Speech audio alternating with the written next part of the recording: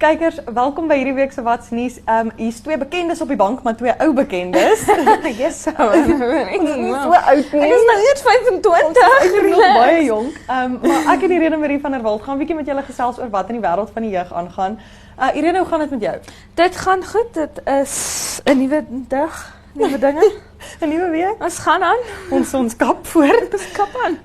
Ja, soos 'n bietjie in die Namibiese jeugnuus, die ministerie van Onderwys wat Vrydag 'n brief uitgereik het aan privaat skole en aan ouers om te waarsku dat IEB nie 'n erkende kurrikulum is in ons land nie, IEB ISC, en dat hulle ouers wegwaarsku van sulke skole af. Wat toe dan natuurlik in 'n omsendbrief van hulle ouers verduidelik, hulle is besig met 'n langtermynplan om die kurrikulum geakkrediteer te kry hier in Namibië, maar om kinders in matriek te wil sê, julle kan nie op hierdie kurrikulum wees nie, julle moet nou skuif, is bietjie 'n rowwe een.